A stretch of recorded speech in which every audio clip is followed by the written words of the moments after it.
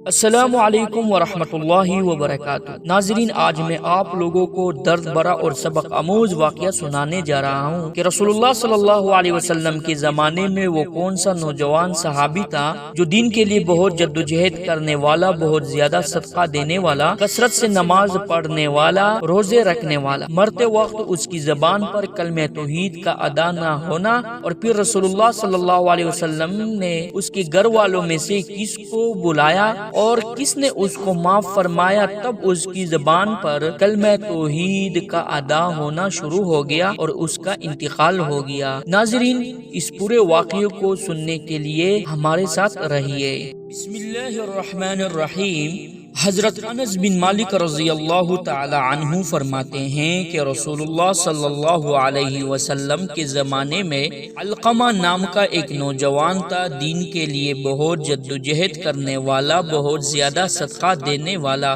اچانک وہ سخت بیمار ہو گیا۔ اس کی بیوی نے ایک عورت کے ذریعے رسول اللہ صلی اللہ علیہ وسلم تک اطلاع پہنچائی۔ آپ نے حضرت علی رضی اللہ تعالی عنہ اور حضرت بلال رضی اللہ تعالی عنہ اور حضرت سلمان فارسی رضی اللہ تعالی عنہ اور حضرت عمار رضی اللہ تعالی عنہ کو تفتیش حال کے لیے بھیجا۔ یہ حضرات پہنچے تو ان کی نزع کی کیفیت تھی۔ ان حضرات نے کلمہ توحید کی تلقین فرمائی، باوجود کوشش کے حضرت علقمہ رضی اللہ تعالی عنہ کی زبان سے کلمہ ادا نہ ہوا۔ تشویشناک حالات کی اطلاع دینے کے لیے حضرت بلال رضی اللہ تعالی عنہ کو رسول اللہ صلی اللہ علیہ وسلم کی خدمت میں بھیجا۔ آپ نے فرمایا، کیا اس کے والدین زندہ ہیں؟ عرض کیا، صرف والدہ زندہ ہیں جو بہت بوڑھی ہیں۔ آپ صلی اللہ علیہ وسلم نے حضرت بلال رضی اللہ تعالی عنہ کو ان کے پاس بھیجا کہ ان سے کہو اگر وہ میرے پاس آ سکے تو آ جائے، ورنہ میں خود آتا ہوں۔ حضرت بلال رضی اللہ تعالی عنہ نے جا کر یہی کہا، کہنے لگی، میری جان آپ پر قربان، میں خود ہی خدمت اقدس میں حاضر ہوں گی۔ چنانچہ لاٹھی کے سہارے خدمت اقدس میں پہنچی اور سلام کر کے بیٹھ گئی۔ آپ نے سلام کا جواب دے کر فرمایا، جو کچھ میں معلوم کروں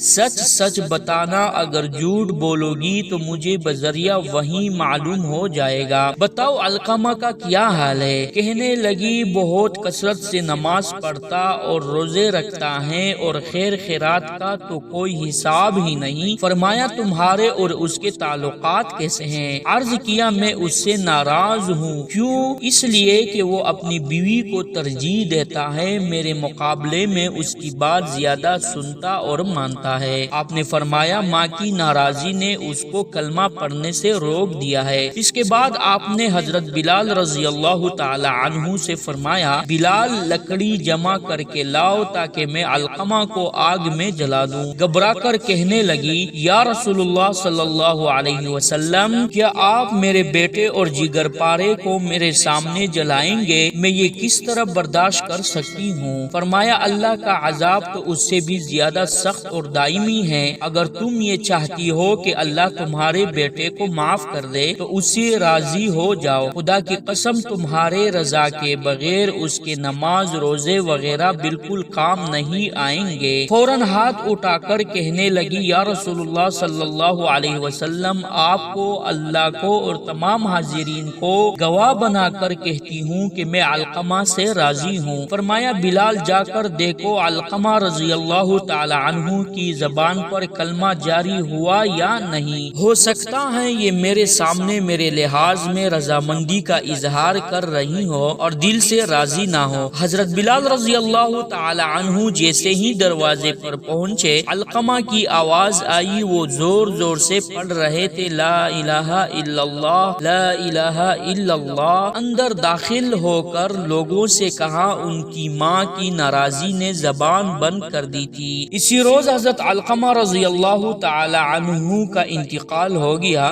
رسول اللہ صلی اللہ علیہ وسلم نے نماز جنازہ پڑھائی اور قبرستان میں آپ نے نہایت درد انگیز تقریر فرمائی، اے مہاجرین و انصار کی جماعت، سنو، اپنی بیوی کو ماں پر فضیلت و ترجیح دے گا، اس پر اللہ کی لعنت ہے کہ فرائض و نوافل مقبول نہیں ہے۔ صدق اللہ العظیم۔